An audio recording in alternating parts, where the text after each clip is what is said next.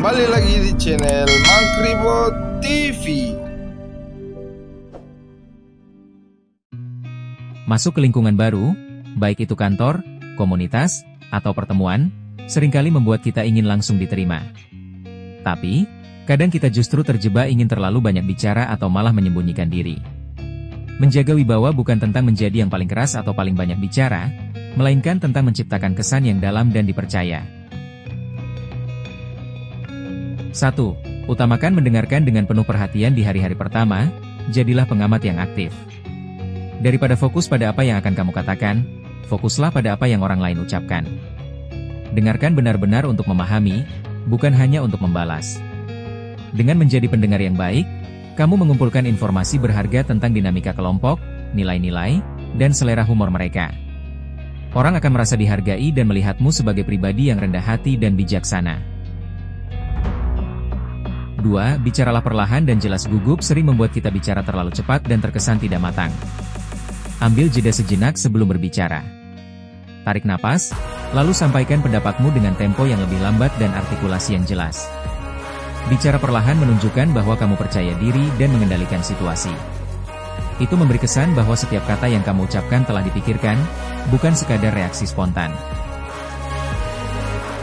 3. Pilih topik yang netral dan relevan. Hindari membicarakan agama, politik, atau candaan sensitif di percakapan pertama.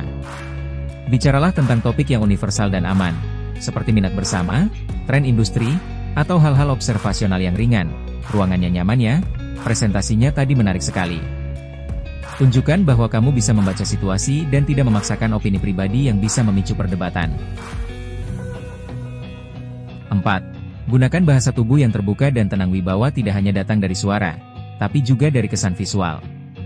Pertahankan kontak mata yang natural, tidak menatap atau menghindar, duduk atau berdiri dengan tegak tanpa terlihat kaku, dan hindari gerakan gugup seperti memainkan tangan atau menggoyang-goyangkan kaki. Bahasa tubuh yang tenang memancarkan kepercayaan diri yang santai dan membuat orang lain merasa nyaman berada di dekatmu.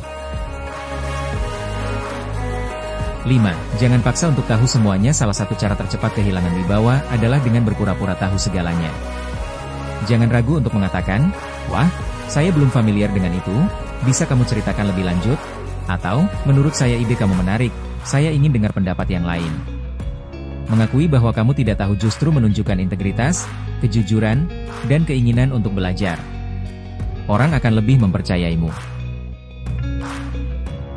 6. Tanyakan pertanyaan yang berkualitas alih-alih sekadar menyetujui. Ajukan pertanyaan yang mendalam dan menunjukkan ketertarikanmu. Misalnya, daripada hanya bilang, "Bagus," tanyakan, bagaimana prosesnya sampai bisa mencapai hasil seperti itu? Atau, apa tantangan terbesar yang dihadapi? Pertanyaan seperti ini menunjukkan bahwa kamu adalah pemikir dan benar-benar terlibat dalam percakapan, bukan hanya sekadar hadir secara fisik. 7. Jaga volume dan nada suara agar tetap stabil. Bicara terlalu pelan membuatmu terlihat tidak percaya diri, sementara bicara terlalu keras terkesan agresif dan ingin mendominasi. Temukan volume suara yang cukup untuk didengar dengan jelas tanpa perlu berteriak. Selain itu, jaga nada suara agar tetap datar dan tidak naik turun secara dramatis, terutama di akhir kalimat. Nada yang stabil memproyeksikan ketenangan dan keyakinan. Kewibawaan bukan tentang menjadi orang yang paling dikenal, tetapi tentang menjadi orang yang paling diingat karena kesan yang positif. Dengan berbicara secukupnya, mendengarkan dengan baik, dan menampilkan diri dengan tenang, kamu membangun fondasi yang kuat untuk hubungan yang saling menghormati di lingkungan barumu. Terima kasih sudah menonton. Jangan lupa nonton video lainnya.